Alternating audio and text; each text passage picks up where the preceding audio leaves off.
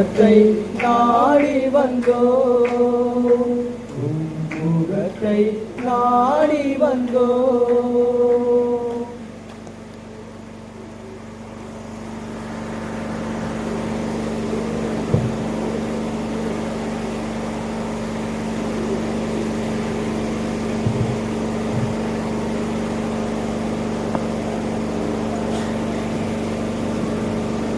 கர்த்தருடைய பரிசுத்த நாமத்துக்கு மகிமை உண்டாவதாக.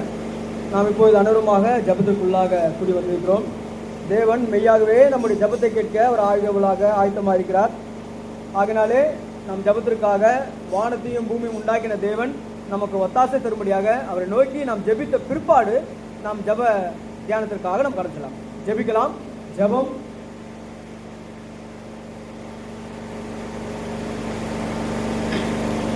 வானத்தையும் பூமி உண்டாக்கின கர்த்தாவே, பரிசுத்தத்தில் மகத்துவம் உள்ளவரே, இந்த நாளை கொடுத்த கிருபை இறக்கங்களுக்காக ஸ்தோத்திரம். இப்பொழுது கூட அன்றைய சபையாராக சிறு மந்தைகளாக நாங்கள் கூடி வந்திருக்கிறோம். இப்படி ஜீவனுள்ள வார்த்தைகளை கேட்க என்னையும் எங்களும் ஆயத்தப்படுத்துகிறாங்க. கர்த்தாவே, லூக்காஸ் சுவிசேஷம் 12:12, 1 சாமுவேல் 3:9, கர்த்தாவே 119:18 இந்த வார்த்தைகளை நாங்கள் உரிமை கொண்டு ஆண்டவரை கேட்கிறோம். எங்களை வழிநடத்தி செல்லும்படியாக கொண்டாடும். ஆண்டவர் ஜீவனுள்ள வார்த்தையினாலே எங்களை போஷித்தரும். ஆண்டவர் நாங்கள் எவ்விதமாக ஜெபிக்க வேண்டும், எந்த வார்த்தையை கொண்டு ஜெபிக்க வேண்டும் என்பதை கர்த்தர் எங்களை வெளிப்படுத்துமாய் எங்கள் தேவன் எங்கள் ரட்சகருமாகிய இயேசு கிறிஸ்துவின் மகாபரிசுத்த நாமத்தாலே ஜெபிக்கிறோம் நல்ல பிதாவே, ஆமென்.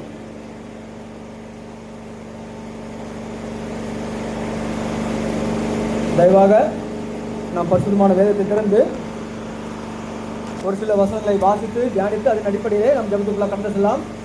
இந்த ஜெப செய்திக்கான நேரம் வெறும் 10 நிமிடங்கள் மட்டுமே உள்ளது. தயவாக கூர்ந்து கவனிக்கும்படியாக கேட்டுக்கொள்ளப்படுகிறேன். இந்த 10 நிமிடத்திற்குள்ளாக ஜெப செய்தி முடிக்கப்பட வேண்டும். ஆகினாலே அனைவரும் ஏகோபித்து ஒருமனப்பட்டவர்களாக நாம் இந்த பரிசுத்தமான வேதத்தை தியானிக்க கர்த்தர் தாமே நமக்கு உதவி செய்கிறாங்க. யோவானது சுவிசேஷம் 9ஆம் அதிகாரம் 6-7 வசனங்களை நாம் அனைவருமாக சேர்ந்து வாசிக்கலாம். யோவான் எழுதின சுவிசேஷம் 9ஆம் அதிகாரம் 6-7 வசனங்களை அனைவருமாக ஏகோபித்து வாசிக்க தேவன் தாமே நமக்கு உதவி செய்கிறாங்க. இவைகளை சொல்லி அவர் தரையிலே துப்பி உமிழ்நீரினால் சேறு உண்டாக்கி அந்த சேற்றை குருடனுடைய கண்களின் மேல் பூசி, நீ போய் ஷீலோவாம் குளத்திலே கழுவு என்றார். ஷீலோவாம் என்பதற்கு அனுப்பப்பட்டவன் என்று அர்த்தமாம். அப்படியே அவன் போய் கழுவி பார்வையடைந்தனால் திரும்பி வந்தார். வானத்தையும் பூமி உண்டாக்கின தேவன் இங்கு ஒரு பிறவி குருடனை நம் மத்தியிலே ஜபத்திற்காக கொண்டு வருகிறார். இந்த பிறவி குருடனை பார்க்கும்போது அவன் பிச்சை கேட்டுக்கொண்டு மிக தாழ்மையான, அனைவராலும் ஒதுக்கப்பட்ட ஒரு நிலைமை, எல்லாரினாலும் கைவிடப்பட்டவனாக, இருதயத்தில் காயம் உள்ளவனாக அவன் இருக்கிறான். இப்பேற்பட்ட சமயத்தில் ஆண்டவராகிய இயேசு கிறிஸ்துவானவர் இந்த பிறவி குருடனாக இருக்கிற இவனிடத்திற்கு சென்றார். செல்லும்போது ஆண்டவர் என்ன செய்கிறார் என்றால், நாம் நன்றாக அறிந்த வேத பகுதி தான். அவர் துப்பி சேர் உண்டாக்கி அவனுடைய கண்ணிலே பூசி, நீ போய் கழுவு, ஷீலோவாம் குளத்தில் போய் கழுவு என்று சொல்கிறார். ஆண்டவர் வல்லமுள்ள தேவன் இல்லையா? ஆண்டவர் சொல்லியிருக்கலாம், பிதாவே இவனை கண்களை திறந்தருளும்னு ஒரு வார்த்தை அவர் சொல்லியிருக்கலாம். இல்லைன்னா ஆண்டவர் இயேசு கிறிஸ்துவானவர் அவனுடைய கண்களை இப்படி தொட்டாலே போதும், அவன் நல்ல பார்வை அடைந்திருப்பான்.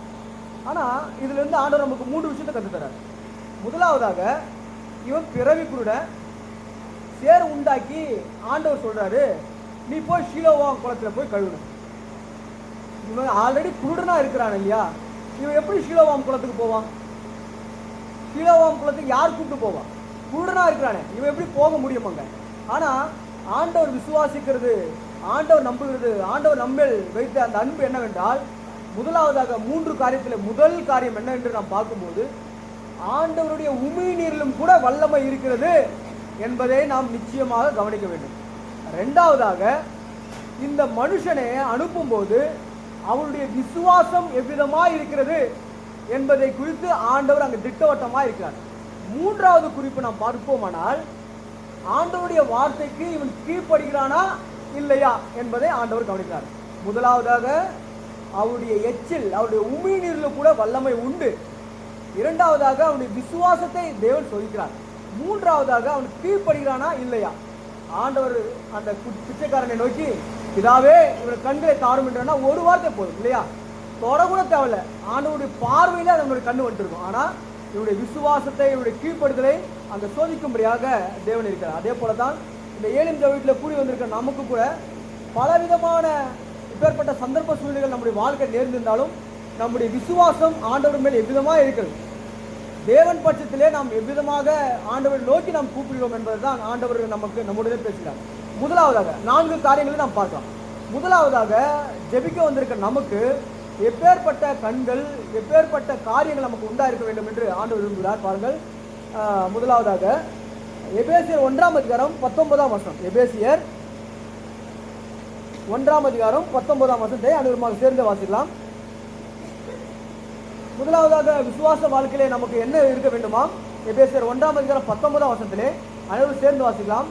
தாம் கிறிஸ்துவை மருத்துவரிலிருந்து எழுப்பி அவரிடத்தில் நடப்பித்த தமது பலத்த சத்துவத்தின் வல்லமையின்படியே விசுவாசிகளாகி நம்மிடத்திலே காண்பிக்கும் தம்முடைய வல்லமையின் மகாமேன்மையான மகத்துவம் இன்னதென்றும் நீங்கள் அறியும்படிக்கு அவர் உங்களுக்காக பிரகாசமுள்ள மனக்கண்களை கொடுக்க வேண்டும் என்று வேண்டிக் கொள்கிறேன். முதலாவது கிறிஸ்துவ வாழ்க்கையிலே தேவனிடத்தில் வைத்திருக்கிற அந்த நம்பிக்கையிலே நாம் பார்க்கும்போது நமக்கு என்ன உண்டா இருக்க வேண்டும் அப்படின்னா, பிரகாசமுள்ள மனக்கண்கள். ஆண்டவர் நிச்சயமாகவே எல்லாவற்றையும் செய்ய தேவனால் கூடும் அப்படி என்ற மனக்கண்களை தேவன் நமக்கு தர வேண்டும். ஏனென்றால் இந்த உலக காரியங்கள் நம்ம தேவனுடைய சித்தத்தையும் தேவனுடைய மகிமையும் பார்க்கக்கூடாதபடி உலக காரியமான கண்கள் நம்மை அங்கே கூடாக்கி போயிடும். ஆனால் பிரகாசமுள்ள மனக்கண்கள் தேவனிடத்திலே நாம் பெற்றுக்கொள்வோமானால் நிச்சயமாகவே தேவன் நம்மிடத்திலே பெரிய வல்லமை அவர் செய்ய போகிறார். பெரிய அற்புதங்களையும் ஆச்சரியங்களையும் அவர் செய்ய போகிறார். தேவன் எல்லா காரியத்திலும் அவர் நிச்சயமாகவே எல்லா தடைகளையும் உடைத்து போட்டு அவர் பெரிய காரியங்களை செய்வார் என்ற அந்த மனக்கண்களை நாம் பெற்றிருப்போமானால் தேவன் செய்கின்ற அற்புதமான காரியங்களை மெய்யாகவே நம் கண்களால் காண முடியும். முதலாவது விசுவாசிக்க, ஜெபிக்க, ஆண்டவருடைய சன்னிதானத்தில் கூடி வந்திருக்க நமக்கு எவ்விதமாக அந்த பிறவி கூடுடைய கண்கள் திறக்கப்பட்டதோ, எவ்விதமாக ஒரு சேர் உண்டாக்கி அவருடைய கண்களிலே பூசி தேவனுடைய வல்லமையை காண்பிக்கும்படியாக, தேவனுடைய மகிமையை காண்பிக்கும்படியாக செய்தாரோ, அதே போல ஜெபிக்க வந்திருக்க நமக்கு ஆண்டவர் சொல்கிறார் பிரகாசம் உள்ள மனக்கண்கள் நமக்கு இருக்க வேண்டும் என்று. இரண்டாவதாக நாம் ஜெபிக்க வந்திருக்கிற நமக்கு என்ன இருக்க வேண்டும் என்று ஆண்டவர் சொல்கிறார். பாருங்கள், யோபு 13ஆம் அதிகாரம். யோபு 13ஆம் அதிகாரம் 15ஆம் வசனம். யோபு 13:15 இவ்விதமாக சொல்லப்படுகிறது.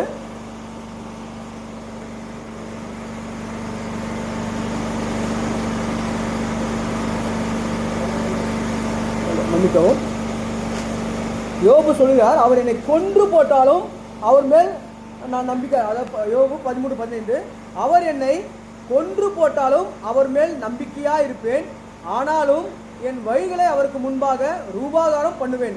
பிரியமான சகோதரனே, இரண்டாவது ஜெபிக்க வந்திருக்க நமக்கு நம்முடைய வாழ்க்கையில என்ன வேண்டும்? ஆண்டவரே கர்த்தாவே, உம்மிடத்தில் நாங்கள் நம்பிக்கையோடு வந்திருக்கிறோமே, மெய்யாகவே அவர் பதிலளிக்கிற தேவனாக இருக்கிறார். இந்த யோபுவை போல நம்முடைய வாழ்க்கையிலே எப்பேற்பட்ட காரியங்கள் வேண்டும் என்றால், யோபு சொல்கிறார், அவர் என்னை கொன்று போட்டாலும் அவர் மேல் நான் நம்பிக்கையா இருப்பேன்.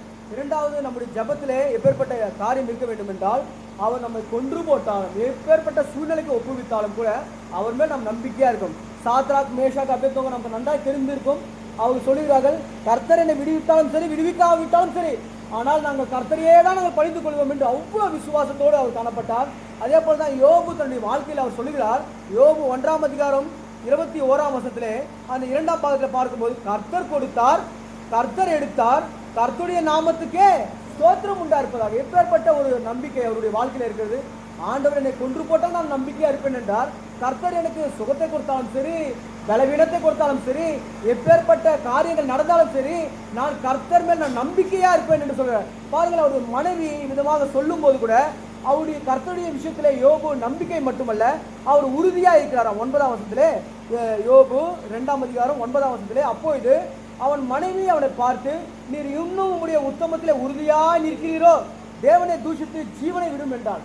பாருங்க, யோபு கர்த்தர் மேல் அவர் நம்பிக்கையா இருக்கிறது மட்டுமல்ல, தேவனிடத்தில் அவர் உறுதியா இருக்கிறார். நம்முடைய ஜபத்தில் கூட தேவன் எனக்கு செய்வார் என்ற நம்பிக்கையும், நிச்சயமாக எல்லா காரியங்களும் நமக்கு வாய்க்க பண்ணுவார் என்ற உறுதியும் நமக்குள்ளாக நாம் இருக்கிறதா இருக்க வேண்டும். மூன்றாவதாக நாம் ஜெபிக்க வந்திருக்க நமக்கு என்ன இருக்க வேண்டுமாம்? பாருங்கள், மூன்றாவதாக 1 கொரிந்தியர் 6ஆம் அதிகாரம் 7ஆம் வசனம். 1 கொரிந்தியர் 6ஆம் அதிகாரம் 7ஆம் வசனம். நீங்கள் ஒருவரோடு ஒருவர் வழக்காடுகிறது எவ்விதத்திலும் குற்றமாக இருக்கிறது. அப்படி செய்கிறதை விட நீங்கள் ஏன் அநியாயத்தை சகித்துக் கொள்ளுகிறதில்லை, ஏன் நஷ்டத்தை பொறுத்துக் கொள்ளுகிறதில்லை? பாருங்க, அப்போஸ்தலர் பவுல் இந்த கொரிந்தி பட்டணத்துக்கு எழுதும்போது அவர் சொல்றாரு, 1.5 வருஷம் அங்க தங்கியிருந்து இந்த கொரிந்தி பட்டணத்துக்கு அநேக சத்தியங்களை போதித்து இவர் ஒரு வார்த்தை சொல்றாரு, ஏன் நீங்க சகித்துக் கொள்ள மாட்டேறீங்க? எதற்காக ஆண்டவர் நிமித்தமாக நீங்க எல்லாவற்றையும் நீங்க சகித்துக் கொள்ளாம நஷ்டத்தை பொறுத்து கொள்ளாம இருக்கிறீங்கன்னு ஒரு புத்திமதியா சொல்லுகிறாங்க. மூன்றாவது, நம்முடைய ஜபத்துல என்ன இருக்க வேண்டும்னா சகிப்பு தன்மையை நம்ம நிச்சயமா உடையவர்களா இருக்க வேண்டும். ஆபிரகாம் 25 வருஷம், அதே போல ஈசாக்கு 20 வருஷம், இது போல அநேக சகிப்பு தன்மையோட ஆண்டோட ஒரு வார்த்தைக்காக காத்து கொண்டிருந்தாங்க. இங்க நம்முடைய வாழ்க்கையில அநேக பிரச்சனைகள் வரலாம், கஷ்டங்கள் வரலாம், பாடுகள் வரலாம், துன்பங்கள். பாருங்க, அப்போஸ்தலர் பவுலுடைய வாழ்க்கையில பாருங்க, அவர் சொல்றாரு, அப்போஸ்தலர் 20ஆம் அதிகாரம் 19ஆம் வசனம், அப்போஸ்தலர் 20:19 அவர் விதமாக சொல்றாரு, வெகு மனத்தாய்மையோடும் மிகுந்த கண்ணீரோடும் யூதருடைய தீமையான யோசனைகளால் எனக்கு நேரிட்ட சோதனைகளோடும் நான் கர்த்தரை சேவித்தேன். பிரியமான சகோதரனே, நமக்கு சந்தோஷமா இருக்கும்போது, நல்ல ஆசீர்வாதம் ஐஸ்வர்யங்கள் இருக்கும்போது, நல்ல சுகமும் பலனும் ஆரோக்கியம் இருக்கும்போது, சுவிசேஷத்துக்கு தடை இல்லாம எவ்வளோ சந்தோஷமா சபைக்கு வந்து போகும்போது ஆண்டவர் மேல் நம்ம சேவிக்கிறது இல்லை. அவர் சொல்றாரு, அப்போஸ்தலர் பவுல் சொல்றாரு, சகிப்பு தன்மையோடு நம்ம தேவனை சேவிக்கணும். அது மட்டும் இல்லாம வெகு மனத்தாழ்மையோடும் மிகுந்த கண்ணீரோடும் யூதருடைய தீமையான யோசனைகளால் எனக்கு நேரிட்ட சோதனைகளோடும் நான் கர்த்தரை சேவித்தேன். இப்பேற்பட்ட காரியத்திலும் நாம கர்த்தரை சேவிக்கணும் அப்படின்றத அப்போஸ்தலர் பவுல் நமக்கு தெளிவாக அவர் தெரிவித்தார். அதனால்தான் சங்கீதக்காரன் சொல்லுகிறான், கர்த்தரை நான் எக்காலத்திலும் ஸ்தோத்திரிப்பேன். ஆண்டவர் எக்காலத்திலும், கர்த்தரை எக்காலத்திலும் நம்ம நம்புகிறவர்களா இருக்க வேண்டும். கர்த்தரை எக்காலத்திலும் நம்ம ஸ்தோத்திரிகளா இருக்க வேண்டும். அதே போல நமக்கு சகிப்புத்தன்மை எக்காலத்திலும் உடையவர்களா இருக்கும். ஜெபிக்கிறவர்களுக்கு மூன்றாவதாக நமக்கு இருக்க வேண்டிய இந்த குணாதிசயங்கள் என்று பார்க்கும்போது சகிப்புத்தன்மையோட நம்ம இவர்களை செய்திகளா இருக்கணும். ஏன் நீங்க நஷ்டத்தை பொறுத்துக்க மாட்டீங்க, ஏன் நீங்க சகித்துக் கொள்ள மாட்டீங்க அப்படின்றத அப்போஸ்தலர் பவுல் நமக்கு விவரித்து இங்க சொல்லுகிறார். பிரியமான சகோதரனே, இந்த சகிப்புத்தன்மையோடு மனத்தாழ்மையோடு மிகுந்த கண்ணீரோடு தீமையான யோசனைகள் வேதனை எல்லாவற்றிலிருந்து கூட எவ்விதமாக அப்போஸ்தலர் பவுலை தேவன் காத்து கொண்டாரோ அதே வண்ணமாக தேவன் நம்மையும் காத்துக்கொள்ள நம்முடைய ஜெபத்தையும் கேட்க அவர் வாஞ்சியாக. கடைசியாக நாலாவதாக நாம் எவ்விதமாக ஜெபிக்க வேண்டுமாம் பாருங்கள்.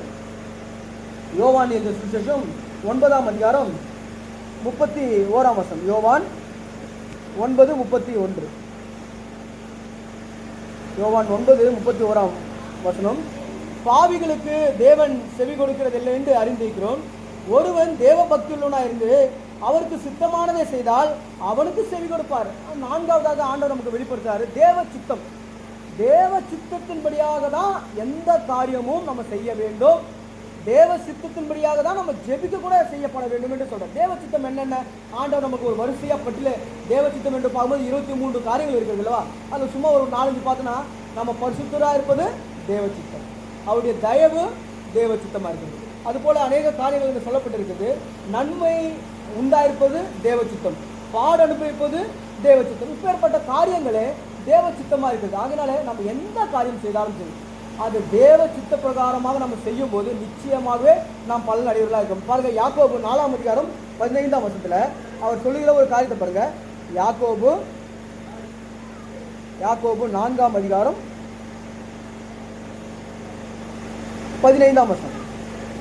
யாக்கோபு 4:15. ஆதலால் ஆண்டவருக்கு சித்தமானால் நாங்களும் உயிரோடு இருந்தால் இன்னின்னதை செய்வோம் என்று சொல்ல வேண்டும். அவர் எவ்வளவு அழகா சொல்லுகிறார் பாருங்க. ஆண்டவருக்கு சித்தமானால் நாங்கள் உயிரோடு இருந்தால் நாங்கள் இன்னின்னதை செய்வோம் என்று சொல்ல வேண்டுமா?